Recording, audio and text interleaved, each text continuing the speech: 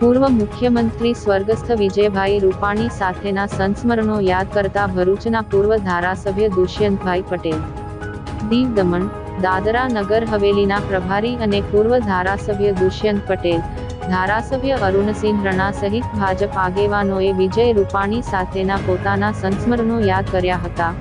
ભરૂચ જિલ્લાના વિકાસ માટે પણ તેમણે લીધેલા નિર્ણયો અને કરેલા કામોને યાદ કરી ભાવાંજલિ આપવામાં આવી હતી। પૂર્વ મુખ્યમંત્રી હંમેશા તેમના કાર્યો, નિખાલસ સ્વભાવ અને વ્યક્તિત્વને લઈ યાદોમાં ચિરંજીવી રહેશે। સાથે જ તેમના પરિવારને આ દુઃખ સહન કરવાની કુદરત શક્તિ આપે તેવી પ્રાર્થના કરાઈ હતી। 12મી તારીખ ગોઝાર દિવસ કહીએ। 12મી તારીખે એર ઇન્ડિયા ફ્લાઇટ અમદાવાદથી લંડન જતી હતી।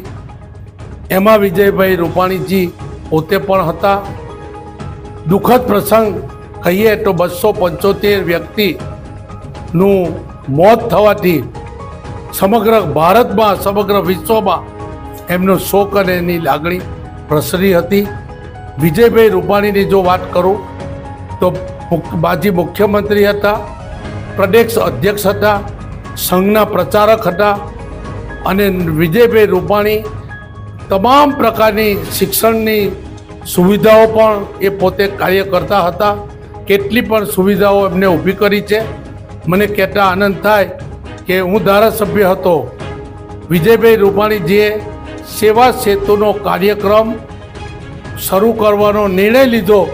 હવે આ સેવા સેતુના કાર્યક્રમમાં ગરીબ, પીડિત, દલિત, શોષિત તમામ વર્ગને જે રેશનિંગ કાર્ડ કાઢવાનો હોય, આધાર કાર્ડ કાઢવાનો હોય કે ખેડૂતની ખેતીનું માપ એક સર્ટિફિકેટ કાઢવાનું હોય, એવા પણ તમામ કામો વિજયભાઈ રૂપાણીએ ગરીબને માટે કરેલા છે। સેવા સેતુ સમગ્ર ભારતમાં એમને જોઈને બીજા રાજ્યોએ પણ સેવા સેતુનો કાર્યક્રમ શરૂ કરેલો છે। વિજયભાઈ રૂપાણીની વાત કરીએ તો એ ભારતીય જનતા પાર્ટીએ ખૂબ મોટો આગેવાન ગુમાવેલો છે। તમામ સમાજના લોકોનો આગેવાન અમે ગુમાવેલો છે। અને 12મી જૂન અમદાવાદ ખાતે એર ઇન્ડિયા 797 લગભગ 242થી વધારે પેસેન્જરવાળું પ્લેન એ દુર્ઘટનાગ્રસ્ત થયું, એનો એક્સિડન્ટ થયો। આ એવી ગંભીર એક્સિડન્ટ કે જે વિશ્વના અંદર જે પ્લેનમાં જે એક્સિડન્ટ થયા છે એનાથી પણ એવો જ એક ગંભીર એક્સિડન્ટ આપણા ગુજરાતમાં થયો। લગભગ 275થી વધારે લોકોએ એક્સિડન્ટની અંદર જીવ ગુમાવ્યો છે।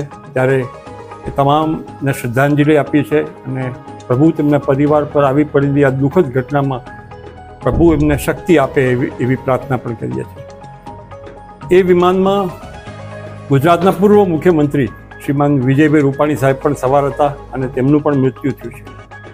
આ દુઃખદ ઘટનાની અંદર પ્રભુ એમના પરિવાર પર આવી પડેલી આ દુઃખદ સમય શક્તિ આપે એવી પ્રભુના ચરણોમાં પ્રાર્થના। ખાસ કરીને વિજયભાઈ રૂપાણી સાહેબે એમના ટેન્યોરની અંદર જ્યારે એ મુખ્યમંત્રી હતા અને અમે એક MLA તરીકે ખૂબ સારા કામો થયા છે અને સૌથી મોટામાં મોટા 2-3 કામો જો ગણાવું તો ભરૂચ GIDCમાં એક સમગ્ર ગુજરાતને GIDCમાં નાના ઉદ્યોગકારને એક એડજોઇનિંગ પ્લોટ હોય તો સરકાર આપતી હતી, પણ ધારો કે ઉદ્યોગની પ્રગતિ થાય અને બીજો પ્લોટ જો જોઈતો હોય તો એ બીજો સેકન્ડ એડજોઇનિંગ પ્લોટ એ આપતા ન હતા।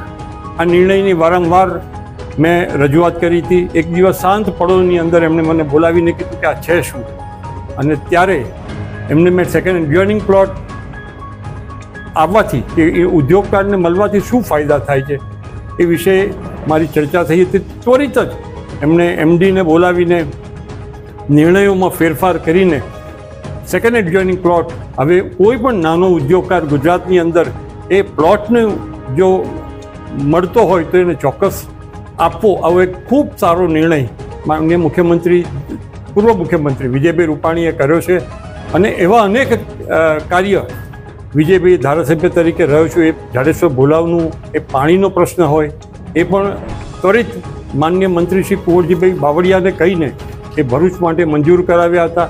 અને એવા અનેક નિર્ણયો એમ કહી શકાય કે વિજયભાઈ જોડે હંમેશા યાદ રહેશે. હાલમાં તે પ્રભારી પંજાબના છે અને હું પ્રભારી દીવ દમણ અને સેલવાસના પ્રભારી તરીકે જ્યારે દિલ્હી મિટિંગમાં જઈએ ત્યારે બહુ સ્વાભાવિક છે કે વિજયભાઈની લોકપ્રિયતાના લીધે ઘણા બધા લોકો એમને મળવા વીટળી વળતા હોય, ત્યારે એવા સમયે હું સાઈડ પર હોઉં તો હાથ પકડીને બધાની વચ્ચે ત્યાં લાવીને જેટલા સારા બધા ઉચ્ચ કક્ષાના જે નેતાઓ ત્યાં ઊભા હોય એની વચ્ચે પણ ઓળખાણ કરવાનું ભૂલે નહીં. આ એક કાર્યકર્તા તરીકે હું એમ કહીશ કે આ સૌથી મોટી બાબત છે. એક પૂર્વ મુખ્યમંત્રી પણ નાનામાં નાનો કાર્યકર્તા બાજુમાં ઊભો છે, એની ઓળખાણ પણ અન્ય નેતાઓ સાથે કરાવી, આવા એમનો સ્વભાવ હતો. અને જ્યારે જઈએ ત્યારે કોઈ પણ કામ માટે જઈએ તો સહેજ પણ તોછડાય નહીં, વિવેકપૂર્ણ, સહેજ પણ એ નિર્ણય સારો છે ખોટો છે, આપણે સાચું કહી રહ્યા છે કે બીજું કહી રહ્યા, પણ એ નિર્ણય એ બધાને સાથે રાખીને જે કાર્ય કર્યું છે. અને ખાસ કરીને જ્યારે પ્રદેશ અધ્યક્ષ હતા ત્યારે એક પલ અમને યાદ છે કે અસા ગામની અંદર જ્યારે કામકાજ પૂરું થયું તો રાત્રે છેક મોડી રાત સુધી 2 ટીમ પાડીને જે અંતાક્ષરી અહીંયા રમ્યા છે અને ગીતોના ખૂબ શોખીન, આ બધા સંસ્મરણો અમને સદૈવ યાદ રહેશે. આની સાથે સાથે ખરેખર આ ખૂબ દુઃખદ ઘટના, પ્રભુ એમના પરિવારને દુઃખ સહન કરવાની શક્તિ આપે તેવી પ્રાર્થના કરું.